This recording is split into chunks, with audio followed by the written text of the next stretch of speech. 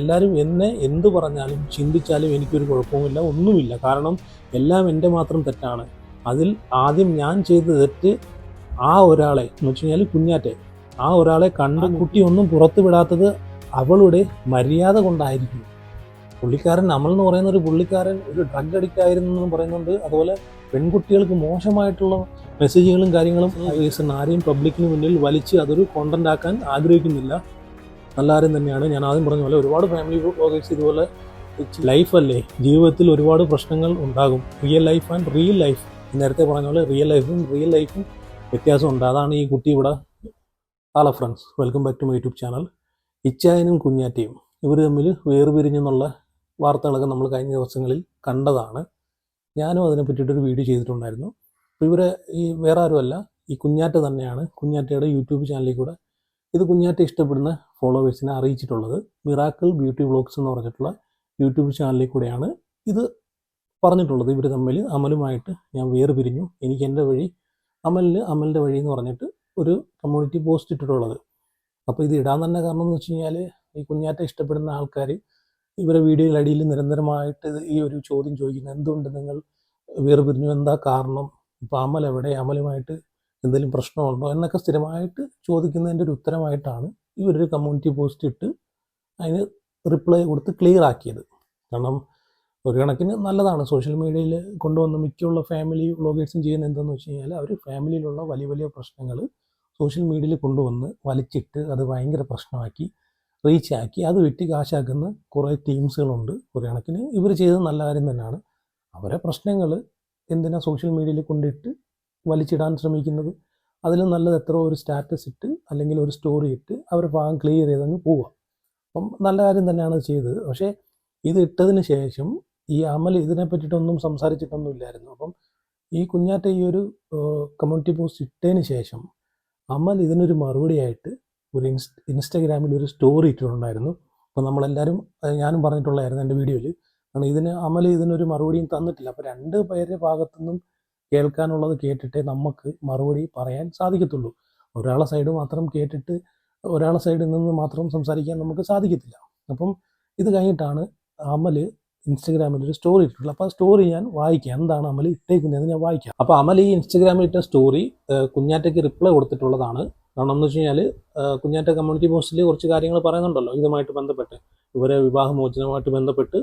കാരണം ഇനി താല്പര്യമില്ല, കാരണം പഴി കേട്ട് ഒരുപാട് സഹിച്ച് മടുത്തെന്നൊക്കെ പറഞ്ഞിട്ടാണ് പുള്ളിക്കാരി വിട്ടേക്കുന്നത്. അപ്പോൾ അതിനുള്ളൊരു റിപ്ലൈ ആണ് ഈ അമൽ ഇപ്പം ഇൻസ്റ്റഗ്രാമിൽ സ്റ്റോറി ആയിട്ട് ഇട്ടിട്ടുള്ളത്. പുള്ളിക്കാരൻ പറയുന്നതെന്ന് വെച്ച് കഴിഞ്ഞാൽ ഇത് കുഞ്ഞാറ്റയോടാണ് പറയുന്നത്.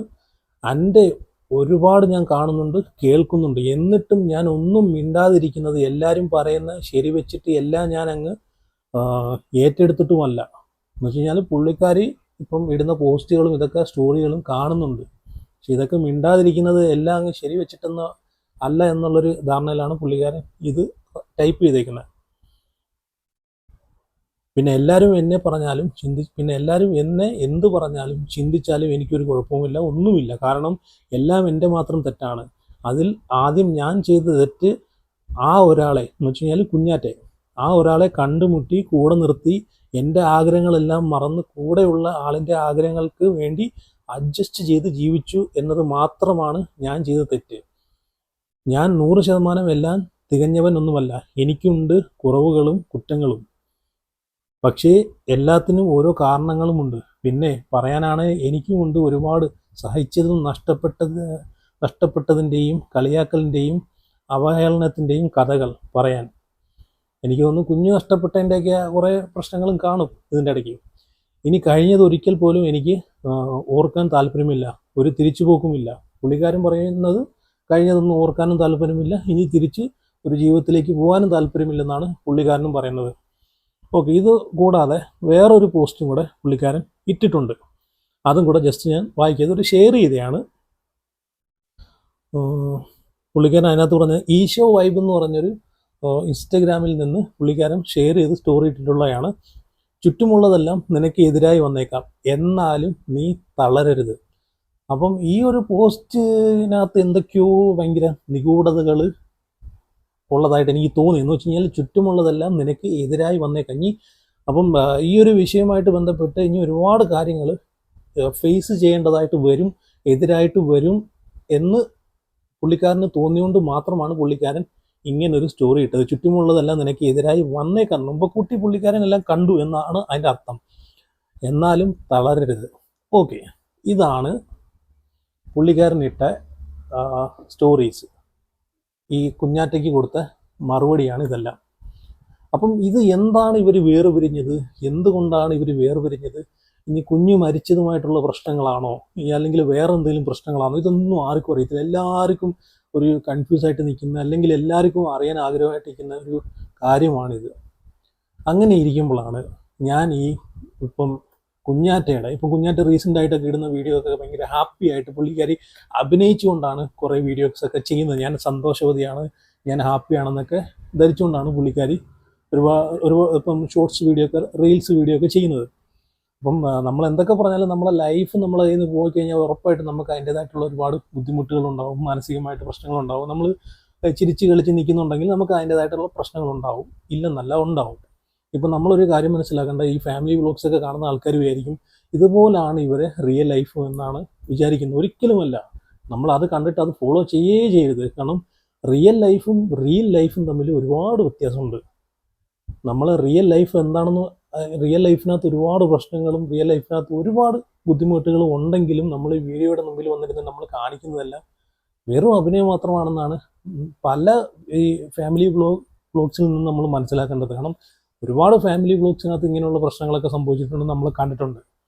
അപ്പോൾ ഇവർ ചെയ്ത ഏറ്റവും നല്ല കാര്യം എന്ന് വെച്ചാൽ ഇവരെ പ്രശ്നങ്ങൾ സോഷ്യൽ മീഡിയയിൽ കൊണ്ട് കുത്തിവലിച്ചിട്ട് മറ്റുള്ളവർക്ക് തിന്നാൻ കൊടുക്കാതെ ആ ഒരു നല്ല കാര്യം ഇവർ ചെയ്തു. കാരണം മിക്കുള്ള ബ്യൂട്ടി ബ്ലോഗേഴ്സും ഇതാണ് ചെയ്യുന്നത്. ഇതുപോലെ ഫാമിലിയിൽ എന്തെങ്കിലും പ്രശ്നം ഉണ്ടെങ്കിൽ അത് കൊണ്ടിട്ട് റീച്ച് ആക്കുക, വിറ്റ് ക്യാഷ് ആക്കുക, അതൊക്കെയാണ് ചെയ്യുന്നത്. ആ ഒരു കാര്യത്തിൽ ഞാൻ ഇവരെ സല്യൂട്ട് ചെയ്യുന്നുണ്ട്. കാരണം ഇവർ തമ്മിൽ അങ്ങോട്ടും, ഇപ്പോൾ അമല ആയിക്കോട്ടെ, കുഞ്ഞാറ്റ ആയിക്കോട്ടെ, ഇവർ തമ്മിലുള്ള പ്രശ്നങ്ങൾ സോഷ്യൽ മീഡിയയിൽ വീഡിയോ ആയിട്ട് കൊണ്ടിട്ടിട്ട് ചർച്ചയാക്കാൻ കൊടുത്തിട്ടില്ല. അപ്പോൾ അങ്ങനെ ഇരിക്കുന്ന സമയത്താണ് ഞാൻ ആദ്യം പറഞ്ഞ പോലെ ഇവരൊരു വീഡിയോസിനകത്ത്, രണ്ട് മൂന്ന് വീഡിയോസിനകത്ത് 1-2 കമൻസുകൾ എൻ്റെ ശ്രദ്ധയിൽപ്പെട്ടത്. വേറൊന്നുമല്ല, ഇവർ പിരിയാനുള്ള കാരണവുമായിട്ട് ബന്ധപ്പെട്ട കമൻസുകളാണ്.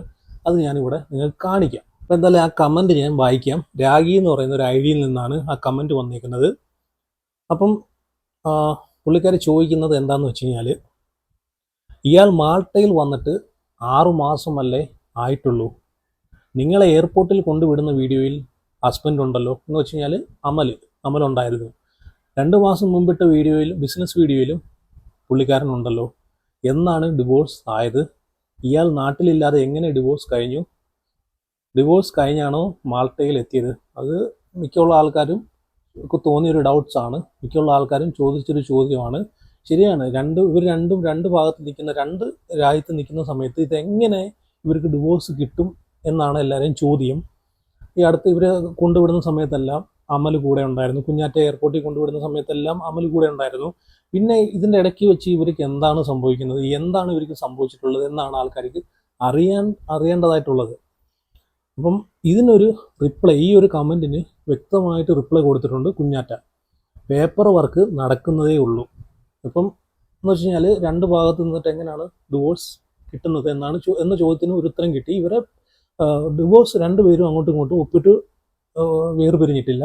ഇതിൻ്റെ പേപ്പർ വർക്കും കാര്യങ്ങളൊക്കെ നടക്കുന്നേ ഉള്ളൂ. ഒരു പക്ഷേ എനിക്ക് തോന്നുന്നത് ഒരു വെയിറ്റ് ചെയ്തായിരിക്കും, ചിലപ്പം ശരിയാവും, ഓക്കെ ആവും, മുമ്പോട്ട് കൊണ്ടുപോകാൻ പറ്റുമെന്നുള്ളൊരു വിശ്വാസത്തിൻ്റെ പുറത്ത് വെയിറ്റ് ചെയ്തായിരിക്കും. പക്ഷെ ഒട്ടും പറ്റാതെ വന്നപ്പോഴായിരിക്കും വീണ്ടും ഇങ്ങനൊരു തീരുമാനം ഉറപ്പിച്ചെടുത്തത്. അപ്പോൾ പേപ്പർ വർക്ക് നടക്കുന്നതേ ഉള്ളൂ. പേഴ്സണൽ റീസൺ, ആരെയും പബ്ലിക്കിന് മുന്നിൽ വലിച്ച് അതൊരു കോണ്ടന്റ് ആക്കാൻ ആഗ്രഹിക്കുന്നില്ല. നല്ല കാര്യം തന്നെയാണ്. ഞാൻ ആദ്യം പറഞ്ഞ പോലെ ഒരുപാട് ഫാമിലി വ്ളോഗേഴ്സ് ഇതുപോലെ ചീപ്പ് പരിപാടിയൊക്കെ ചെയ്യുന്നുണ്ട്. ഇവർ ചെയ്ത് തന്നെയാണ് നല്ലത്. ഒരാൾ ഒരു ഭാഗത്തുനിന്ന് വീഡിയോ ഇടുന്നു, കഴിഞ്ഞാൽ അടുത്ത ഭാഗത്തുനിന്ന് ഒരാൾ വീഡിയോ ഇടുന്നു, അങ്ങനെ വീഡിയോ ഇട്ട് സോഷ്യൽ മീഡിയയിൽ തിന്നാൻ കൊടുക്കുന്നതിനേക്കാളും നല്ലത് ഇതുപോലൊരു സ്റ്റാറ്റസോ അല്ലെങ്കിൽ സ്റ്റോറിയോ ഇട്ട് അവരെ ഭാഗം ക്ലിയർ ആക്കി പോകുക. അതാണ് നല്ലത്. തീരുമാനം വർഷങ്ങളെടുത്ത് ആലോചിച്ചതാണ്. ആലോചിച്ച തീരുമാനങ്ങളാണ്. കഴിഞ്ഞ മാസം വീഡിയോയിൽ കണ്ടിരുന്നുവെങ്കിലും ലൈഫല്ലേ, ജീവിതത്തിൽ ഒരുപാട് പ്രശ്നങ്ങൾ ഉണ്ടാകും. Real life and real life, നേരത്തെ പറഞ്ഞ പോലെ റിയൽ ലൈഫും വ്യത്യാസമുണ്ട്. അതാണ് ഈ കുട്ടി ഇവിടെ റിപ്ലൈ എഴുതിയിട്ടുള്ളത്.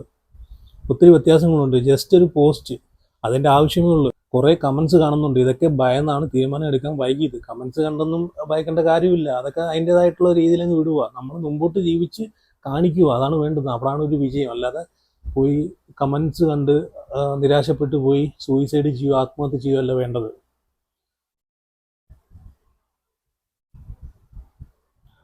അന്ന് ഞാൻ സൂയിസൈഡ് ചെയ്തിരുന്നെങ്കിലോ എന്നും പുള്ളിക്കാരി ചോദിക്കുന്നുണ്ട്. അപ്പോഴും 2 മാസം മുമ്പ് പലരും വീഡിയോയിൽ കണ്ടിട്ടുണ്ടാകില്ലേ എന്ന് പുള്ളിക്കാരി പറയുന്നുണ്ട്. അതിനകത്ത് റിപ്ലൈ കൊടുക്കുന്നുണ്ട്. ഓക്കെ, ഇനി അടുത്തൊരു കമൻ്റാണ് എൻ്റെ ഒരു ശ്രദ്ധയിൽപ്പെട്ടത്.